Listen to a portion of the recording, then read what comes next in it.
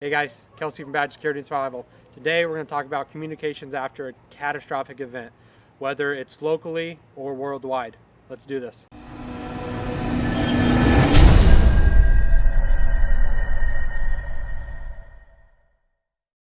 Alright guys, communications is one of the most overlooked subjects when it comes to prepping. Medical's down there also, but it's gaining popularity among preppers, so not too big of a deal.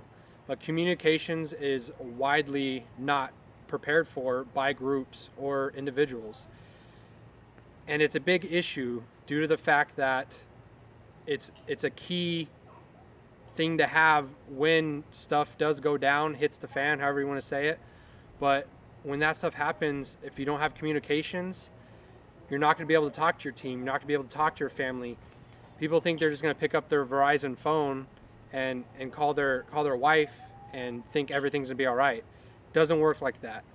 Your wonderful cell phone towers that you take for granted every day-to-day life, they're not a good thing to fall back on due to the fact that they're oversubscribed.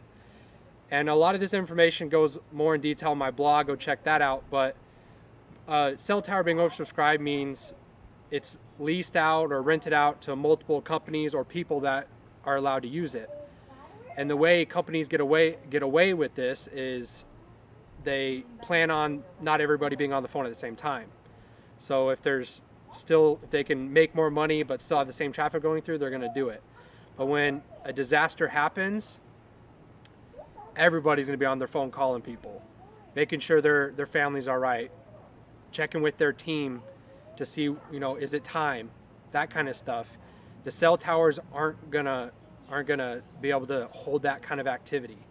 Also, if anything electrical happens, towers only have 2-3 days max of fuel to run them. And that alone should scare you to getting a different form of communication. And don't get me wrong, these forms of communication, some of them are extremely expensive and some of them aren't. But the options that aren't expensive are well worth having and buying.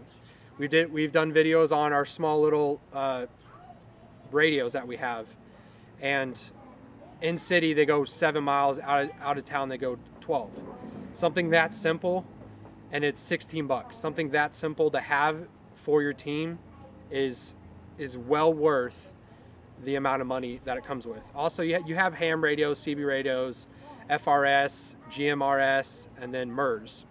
FRS and GMRS I'm not fans of, so I'm just not going to cover them because their range on them aren't very, they're not long, so it's just kind of a waste of money just to even think about getting something like that. MERS, on the other hand, you don't have to have a license to have them, and the range is relatively good as long as with CB radios you have to have a base station.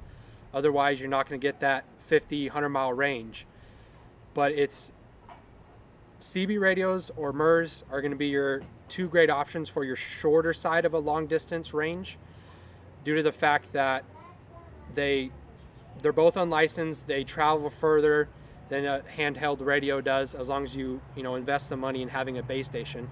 And having a base station isn't expensive either. You have to go research and learn how to set up your house to be a base station, or set up your bug out location to be a base station. But CB radios alone, I'm a huge fan of them. They are the unsung heroes of the radio world.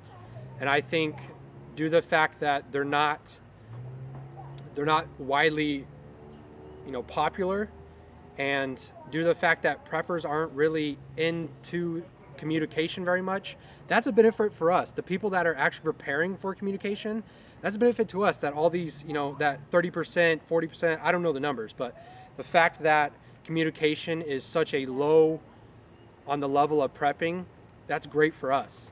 Obviously, you all know what ham radios are. You have to have a license to use them. It's not super expensive if you're in an area where you can get a license easily.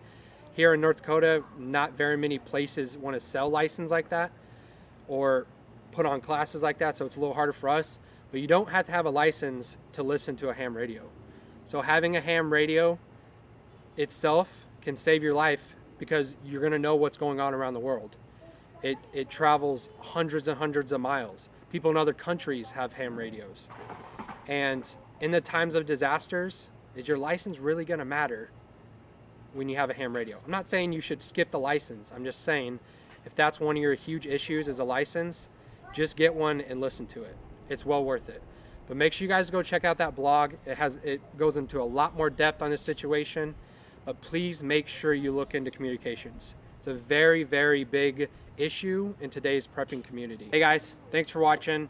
Sorry to blabber a little bit, but I want to nail in your guys' mind that when it comes to communications, it's so important to have a source when a disaster happens. It's like I said, it's one of the most underplanned things when it comes to prepping. Make sure you go check out the blog on badgersns.com. It goes in a lot more detail about radios and the channels and everything like that if you don't know a lot about it. If you want to know more about radios or a certain type of radio, message us, comment down below, and we'll make a video on it.